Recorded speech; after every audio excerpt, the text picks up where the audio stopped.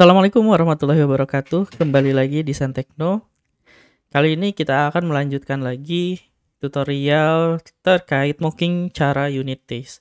Untuk yang sekarang kita akan bahasnya yaitu embedded interface. Nah, sebelum-sebelumnya ada di video sebelumnya juga kita ngebahas tentang high order function, monkey page, interface substitution, dan yang sekarang kita akan bahas yaitu embedded interface.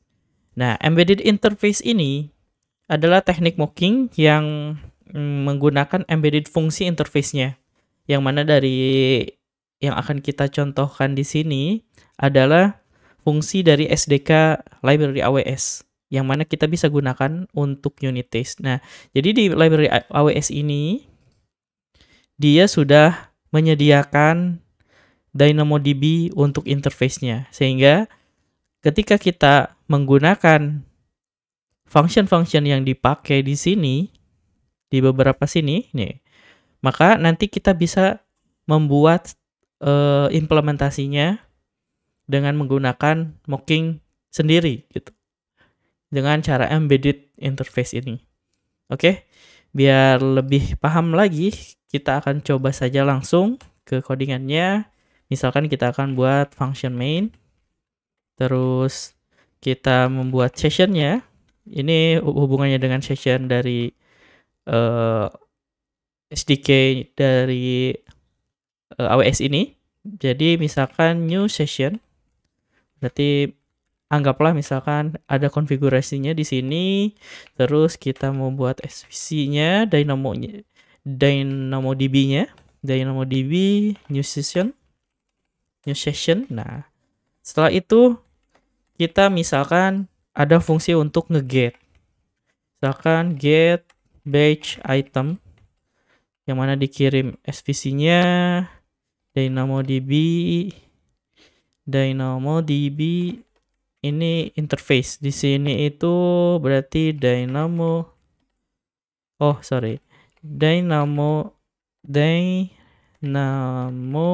interface. DynamoDB eFace. Nah, ini. Nah, lalu nanti inputnya misalkan DynamoDB batch item info, terus nanti outputnya juga DynamoDB output get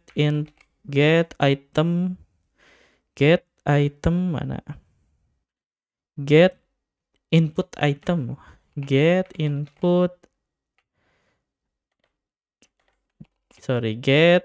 output. Nah, get output, terus item output, lalu dibalikin juga errornya. Ini contoh saja sebenarnya. Contoh cara implementasi nanti yang akan kita buat di unit testnya. Misalkan si get ini dia berarti kan akan nge-akses function-function dari SDK-nya, SVC, misalkan batch get item, berarti ininya SVC, sini berarti input. Nah, kan kalau error kita balikin error, return nil, dan errornya dibalikin. Selanjutnya misalkan kalau udah sukses berarti return batch nil. Nah, anggaplah kayak gini. Sip get input output, atau coba di sini lihat batch get in. Wait. Ini dia balikannya betul output nih. Berarti kita pastikan aja ininya batch output item juga. Oke, secara function kita udah buat. Selanjutnya kita implementasi di main. Misalkan kita get, terus kirim sessionnya, terus kita buat input sendiri, requestnya. Jangan gini deh. Misalkan kita buat sendiri. query stringnya A misalkan. Terus DynamoDB-nya atribut get-nya bebas lah. Istilahnya kayak gini misal. Nah. Oke. Kenapa session? SVC harusnya. Nah. Ini session dimasukin ke session atau session SVC deh. Session kita kirim ke session. Oke. Oh, dia punya 2 parameter. Berarti perlu kita handle aja. Ketika dia error akan kita anggap panic error. Oke. Yap. Ini sudah dibuatkan function utamanya, misalkan kayak gini. Nah, biar agak enak dilihatnya. Nah, lalu kita akan buat testingnya atau unit testnya. Dari function ini, seperti biasa kita generate terlebih dahulu unit testnya. Terus kita akan buat yang namanya mockingnya. Type mock DynamoDB client. Nah, gini. DynamoDB client string struct. Terus misalkan Dynamo interface. Nah, yang ini lalu Dynamo interface. Setelah itu kita buat function dari mockingnya, mock. Nah, dan ini disamain functionnya dengan yang udah kita define yang di sini. Nah, berarti kita anggaplah kayak gini. Oke, balik get page dynamo. Nah, input. Nah, dynamo input db oke. Terus kita return if misalkan kita buat case untuk datanya kosong, misal gitu. Datanya kosong, learn input request sama dengan 0, misal kita akan anggap dia errors new got error. Tapi kalau misalkan dia ada isinya, kita akan return. Returnnya berarti kan ini, anggapnya ini. Dan return respond misalkan map. Terus kosong aja deh. Nah, kosong terus kita balikin nil. Nah, ini adalah contoh mocknya nih. Bagaimana cara mengimplementasikannya?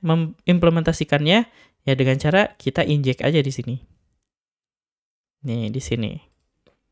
Contoh, misalkan yang pertama kita bikin agar bisa kelihatan, kita bagi 2 saja.